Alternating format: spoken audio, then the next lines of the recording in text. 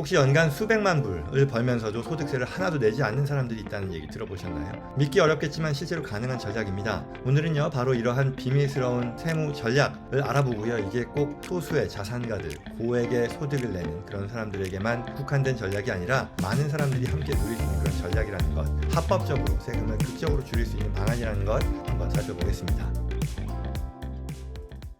부자들이 어떻게 세금을 0%까지 낮출 수 있을까라는 흥미로운 주제일 텐데요. 사실 세법이라는 게 워낙에 또 복잡하고 부담스럽게 느껴지긴 하지만 알고 보면 전혀 또 다른 관점으로 우리가 실생활에서 접할 수 있는 이러한 제도 또는 방식들이 많이 있다라는 거죠. 그래서 이걸 보시면 부자들이 부동산을 레버리지해서 어떻게 소득세를 줄이는데 활용하는지에 대한 것을 이해할 수 있고요. 또한 우리가 일상생활에서 어떻게 응용할 수 있을지에 대한 아이디어를 얻을 수 있을 겁니다. 들어가기 전에요, 이 채널은 미국 법, 미국 세법, 그리고 파이낸셜 플래닝에 대한 전문적인 정보를 쉽게 이해할 수 있도록 제공하고 있습니다. 이 영상뿐만 아니라요, 다른 또 여러 유익한 컨텐츠 앞으로도 계속 올릴 거니까요, 꼭 놓치지 않으시기를 바라고요. 그러기 위해 아직 누르지 않으셨다면 꼭 지금 구독과 좋아요 다시 한번 부탁드립니다.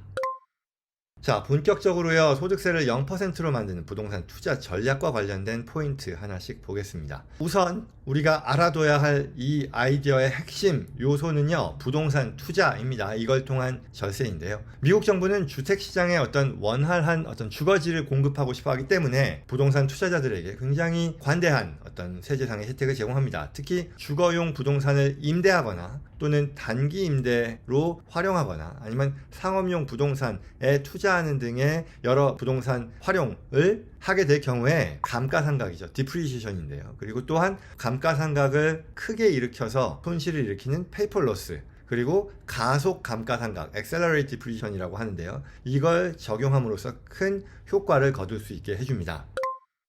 예를 들어서 한번 설명해 보죠. 우리가 어떤 임대용 부동산을 구입했다고 할게요. 그러면 미국 세법상 건물의 가치에 대해서는요, 매년 일정한 금액을 비용으로 공제할 수 있습니다. 내용연수라고 표현하죠. 내용연수에 따라서 그 기간 동안 나의 자산을 소득을 내기 위한 하나의 방안으로서 활용하기 때문에 그 자산의 사용에 대해 자산 가액만큼을 내용연수에 걸쳐 비용 처리한다는 그런 뜻이죠. 그래서 주거용 부동산은 27.5년이고요. 상업용 부동산은 39년입니다. 30년, 40년에 걸쳐서 감가상각한다는 얘기가 여기서 나오는 얘기겠죠. 근데 여기서 문제는요, 이렇게 매년 받을 수 있는 공제 금액이 너무 내용연수가 길다 보니 조금밖에 없잖아요. 근데 이걸 피할 수 있는 것이 앞서 얘기했던 이 가속 감가상각이라는 그런 개념입니다. Accelerated Depreciation인데요. 세금을 크게 줄이는데 오랜 시간이 아닌 짧은 시간 동안에 당겨서 accelerate해서 감가상각한다는 그런 뜻이죠.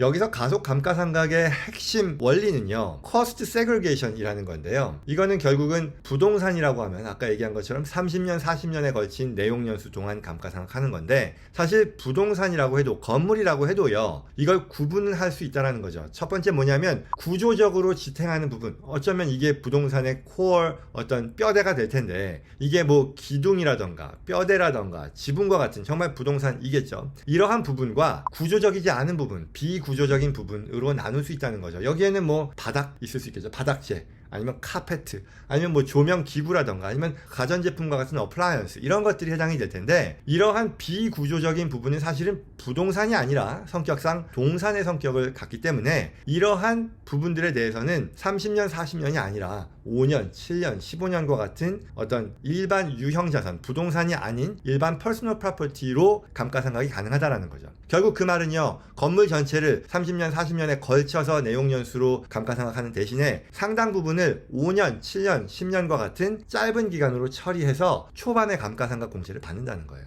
이렇게 되면요, 매년 부동산에서 나오는 임대소득을 종종 마이너스로 만들 정도로 큰 비용 공제가 생깁니다. 왜? 큰 금액의 어떤 부동산 구매 가액에서 감가상각을 대상액을요, 비구조적인 부분을 우리가 챙겨서 5년, 7년으로 하고, 여기서 또한 보너스 디프레이션과 같은 그런 컨셉을 활용하면 5년, 7년이 사실은 1년으로 줄어들 수 있다는 거거든요. 그러면 상당 금액이 첫 해에 또는 첫 몇 해 동안에 이 대규모 페이퍼 로스로 활용될 수 있겠다는 얘기죠. 그래서 결국 말씀드린 것처럼 임대소득을 이러한 어떤 페이퍼 로스를 활용해서 종종 마이너스로 만들 만큼 큰 비용 공제를 활용하게 된다는 거죠. 결국 이게 페이퍼 로스가 많아질수록 전체 과세 소득이 줄어드니까 세금 부담이 대폭 낮아진다는 거죠.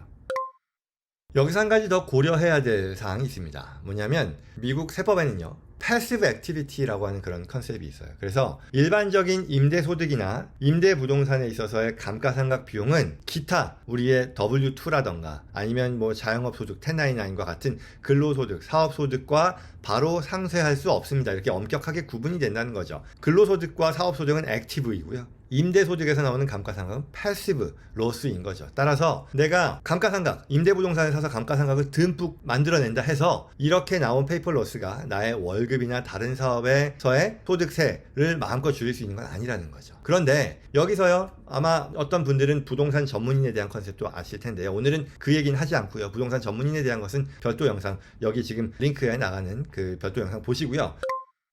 오늘은 숏텀 활용, 숏텀 리스로 활용하는 방안에 대해 말씀드리려고 합니다. 결국은 요지는 뭐냐? 이러한 액티브와 패시브의 이 경계를 벗어날 수 있게 된다. 경계를 뚫을 수 있게 되는데 이 임대부동산에 대한 임대 기간을 숏텀, 단기 임대로 할 경우에 이러한 경계를 뚫을 수 있게 된다는 그런 얘기입니다. 자, 그럼 구체적으로 단기 임대가 뭐냐를 보면요, 평균 임대 기간이 1년 중에 7일 이하라고 하면 임대 활동으로 간주되지 않는다는 거죠. 이 임대 활동에 적극적으로만 가담한다라고 하면 이러한 경계를 뚫고 패시브 로스이지만 액티브 인컴을 줄일 수 있게 된다는 거고요. 두 번째는요, 30일 이하이면서 여기에 서브스텐셜 서비스를 제공하면 된다라고 합니다. 이건 무슨 얘기냐? 말하자면 호텔 수준의 서비스라고 볼 수 있을 거예요. 매일 클리닝 서비스, 침대 정리라던가, 아니면 식사, 룸 서비스, 식사 제공한다거나, 아니면 일일 청소한다거나, 어떤 상당한 수준의 서비스를 제공하면 역시 이것도 30일 이하이면서 이 조건을 만족한다라고 해서 숏텀 렌털로 보고, 이럴 경우에 경계를 허물 수 있게 된다라는 얘기죠. 그러면 이제 많은 분들이 이제 궁금해해요. 에어비앤비 어떻게 되냐라는 거죠. 답은 뭐다? It depends입니다. 어떻게 운영하느냐에 따라 다르다는 거죠. 7일 이내이면 문제가 없겠지만 30일 이내의 경우는 어떨까? 앞서 말씀드린 것과 같은 이러한 substantial 서비스를 꼭 제공한다면, 그리고 그런 것들을 내가 프로브할 수 있다면 역시 에어비앤비도 이러한 경계를 벗어나는, 경계를 뚫어내는 이런 숏텀 렌탈로 인정받을 수 있겠다라고 합니다. 자, 그래서 이렇게 되면요, 아까 얘기했던 커스트 세그레게이션을 통해서 발생한 감가상각 대규모 이 페이퍼 로스를 나의 W2나 1099과 같은 사업소득에서 합산해서요, 전반적인 과세소득을 크게 떨어뜨릴 수 있다는 거죠. 바로 이게 어떤 고소득의 W2 직장인이라든가 전문직들이 단기 임대 시장에 뛰어드는 주된 이유라고 하겠습니다. 물론 이렇게 큰 공제를 받으면요, 나중에 부동산을 팔 때 감가상각에 대한 리캡처가 있죠. 감가상각을 한다는 얘기는 나의 건물의 원가를 줄인다는 건데, 나중에 이걸 매각하면 그만큼에 대해서 양도소득이 또 늘어나는 거니까 이거 큰 부담 아니냐라는 거죠. 초반에 많이 공제받았던 감가상각만큼 매각 시점에 이만큼이 양도소득으로 간주돼서 세금이 더 많이 부과된다는 거죠. 그럴 때 우리가 또 활용하는 것이 뭐다? 1031, 강력한 세제 혜택이죠. 1031 라이카인드 익스체인지입니다. 부동산, 임대부동산을 매각해서 생긴 자본이득, 캐피털 게인을요, 고스란히 이 매각 대금을 새로운 임대부동산, 투자부동산에 재투자하면 첫 번째 부동산에서 발생한 자본이득을 과세되지 않고 그 과세액을 연기할 수 있다는, 디퍼할 수 있다는 거죠. 즉, 이번 부동산에서 발생한 이득을 다음 부동산으로 그대로 옮긴다라고 신고를 하면 이 첫 번째 부동산을 매각했을 때 세금을 부과하지 않고 새 부동산으로 넘어가서 계속해서 감가상각을 활용할 수 있게 된다는 그런 얘기죠.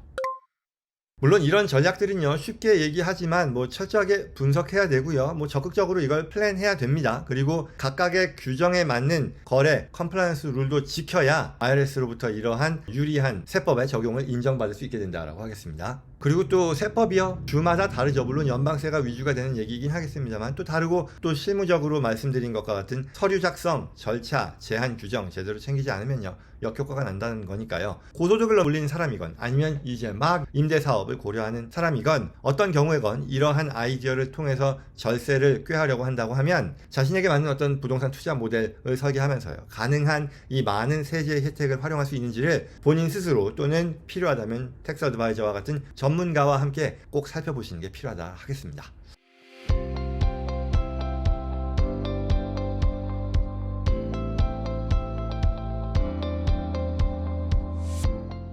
자, 오늘은요, 어떤 고소득을 내는 사람들이 부동산 투자를 통해 여기서 발생하는 페이퍼 로스를 활용해서 어떻게 본인의 전체 이 소득세, 과세 부담을 줄이는지에 대한 방안을 살펴봤습니다. 오늘 내용 도움이 되었기를 바라고요. 이런 정보 필요하신 분들 주변에 많이 계실 거라 생각합니다. 이 채널 여러분과 함께 성장하는 공간입니다. 구독과 좋아요로 다음에도 이러한 정보 꼭 놓치지 않으시길 바라고요. 주변 분들께도 이러한 내용이 잘 전달될 수 있도록 도와주시길 바랍니다. 고맙습니다.